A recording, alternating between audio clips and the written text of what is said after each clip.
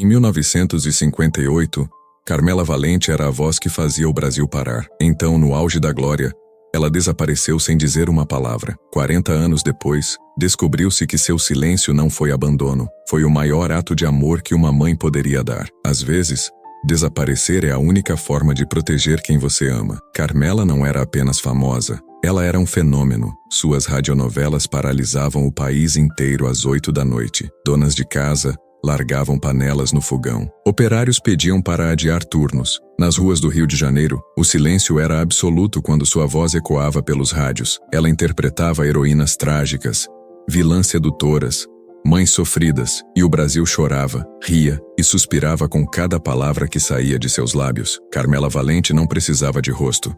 Sua voz era seu império. Então, numa noite de setembro de 1958, aos 39 anos, no auge absoluto de sua carreira, ela simplesmente sumiu. Nenhum comunicado, nenhuma despedida. Os jornais enlouqueceram. Diva abandonada pelo amor, gritava o Globo.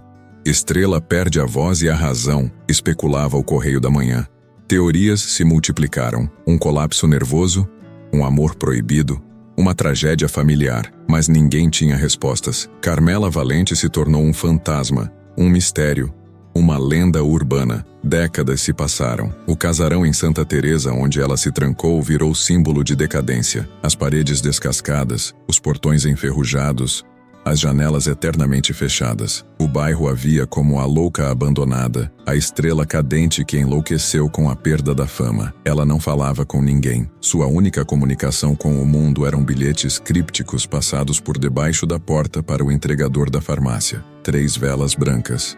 Pão sem sal, remédio para dormir, sempre sem assinatura, sempre sem uma palavra a mais. O bairro cochichava com piedade e desprezo. Mas havia algo perturbador naqueles bilhetes.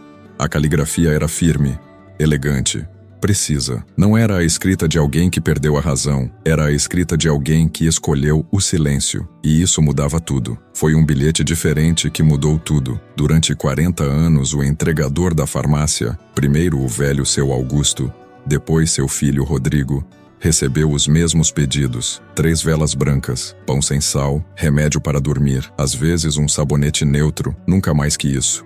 Nunca menos. A rotina era tão previsível que Rodrigo nem precisava ler os papéis amassados que surgiam por debaixo da porta pesada de mogno. Ele simplesmente deixava o pacote no degrau, batia 3 vezes e ia embora. Nunca viu o rosto dela, nunca ouviu sua voz. Para ele, Dona Carmela era apenas mais uma cliente excêntrica, uma velha louca que o bairro havia abandonado à própria sorte. Mas numa manhã de julho, o bilhete era diferente. A caligrafia era a mesma, aquela letra cursiva elegante de quem aprendeu a escrever numa época em que isso ainda era considerado arte. Mas as palavras eram outras. Se minha filha vier me procurar, diga que nunca existiu uma Carmela Valente. Rodrigo leu 3 vezes.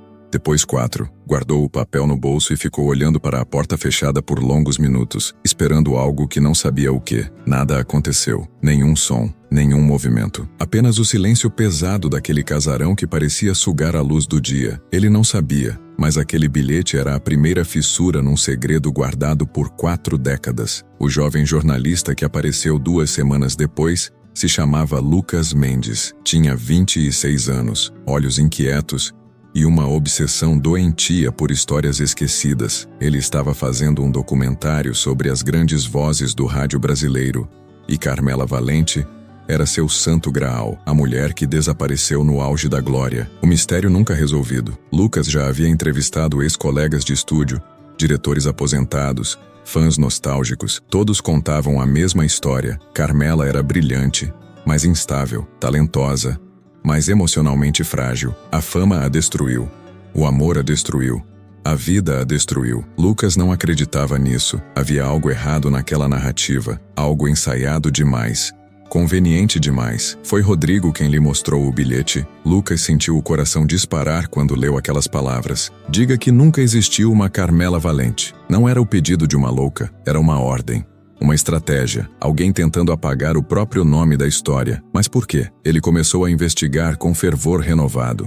Vasculhou arquivos de jornais antigos, certidões de nascimento, registros de propriedade, e então encontrou o nome: Helena Valente Santos, filha única de Carmela, nascida em 1943, hoje com 60 anos, professora universitária aposentada, casada, 3 filhos. Vivia em Botafogo, a poucos quilômetros do casarão em Santa Teresa. Lucas precisou de coragem para tocá-la, não pela distância, mas pelo que teria que dizer. Helena o recebeu numa sala luminosa, cheia de livros e fotografias de família. Era uma mulher elegante, de cabelos grisalhos presos num coque impecável, óculos de leitura pendurados no pescoço. Quando Lucas mencionou o nome Carmela Valente, o rosto dela endureceu. Minha mãe morreu há muito tempo para mim, ela disse com uma frieza que cortava. Ela me abandonou quando eu tinha 15 anos. Escolheu a loucura, a reclusão, o drama. Escolheu tudo menos a filha. Lucas viu a dor antiga naqueles olhos, a ferida que nunca cicatrizou. Ele quase desistiu. Quase guardou o que havia descoberto, mas então pensou no bilhete. Diga que nunca existiu uma Carmela Valente. Ele precisava saber por quê. A verdade estava enterrada em documentos policiais de 1958. Um nome aparecia repetidamente. Álvaro Drummond, produtor poderoso, dono de emissoras, homem com conexões profundas no submundo carioca. Ele era intocável e era obcecado. Lucas encontrou cartas não enviadas, guardadas numa caixa empoeirada no arquivo da Rádio Nacional. Cartas de Carmela para pessoas que nunca responderam, pedidos de ajuda ignorados. Ele quer minha filha. Ele disse que se eu não desaparecer, ele a levará. Ninguém pode impedi-lo. Ninguém ousa. A última carta era de setembro de 1958, dias antes de Carmela sumir. Ela não enlouqueceu. Ela planejou. Entendeu que enquanto fosse Carmela Valente, a estrela, a voz, o símbolo, sua filha seria alvo. Drummond a usaria para controlá-la, para possuí-la, para destruí-la. Então Carmela fez o impensável. Apagou-se, tornou-se irrelevante, louca, esquecida, patética. Drummond perdeu o interesse. Helena cresceu longe dos holofotes, segura, anônima, livre, mas odiando a mãe, construindo uma vida inteira sobre a certeza de que fora abandonada por vaidade ou insanidade. Lucas voltou à sala luminosa de Helena com uma pasta cheia de documentos. Ele não disse nada, apenas colocou tudo sobre a mesa. As cartas, os registros policiais, o bilhete recente. Helena leu em silêncio. Suas mãos tremiam. Depois de 40 minutos, ela fechou os olhos e começou a chorar. Não um choro suave, um choro devastador, de quem acaba de descobrir que a história inteira de sua vida foi escrita sobre uma mentira, que o abandono foi proteção, que o silêncio foi amor, que tudo que ela odiou na mãe foi, na verdade, a maior prova de devoção que uma mulher poderia dar. Ela murmurou entre soluços: "Eu preciso vê-la." Lucas balançou a cabeça devagar. "Ela pediu que eu dissesse que Carmela Valente nunca existiu. Acho que ela ainda está protegendo você." Helena olhou pela janela,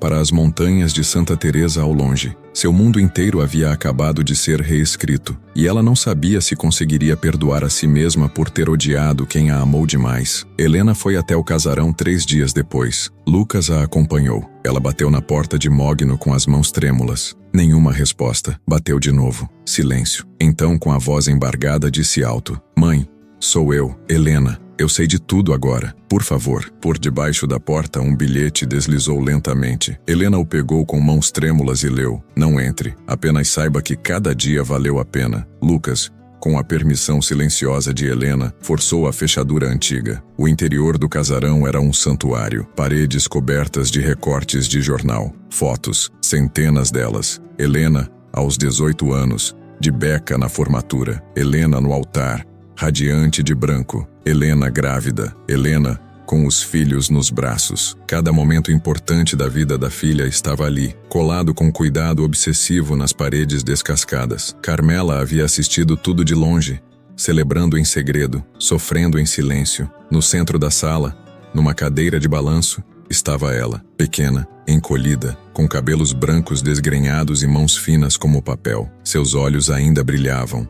Aqueles olhos que um dia haviam enfeitiçado um país inteiro, apenas com a voz. Quando viu Helena, Carmela sorriu, um sorriso cansado, mas sereno. Helena se ajoelhou diante dela, chorando. "Mãe, por que você nunca me contou?" Carmela tocou o rosto da filha com dedos trêmulos e sussurrou. As primeiras palavras faladas em 40 anos. "Valeu a pena. Você foi feliz." E então, devagar, Ela se levantou e voltou para o quarto nos fundos. A porta se fechou. O silêncio retornou, porque a performance ainda não havia terminado. Álvaro Drummond morrera em 1995, mas Carmela não sabia disso. Ou talvez soubesse, mas o papel já estava tão entranhado em sua pele que não conseguia mais sair dele. Ela se tornara o sacrifício, e esse era o preço do amor absoluto. Às vezes, proteger quem amamos exige que desapareçamos, que nos tornemos sombras para que eles possam brilhar. Carmela Valente não foi abandonada. Ela escolheu se apagar para que sua filha vivesse. E nisso,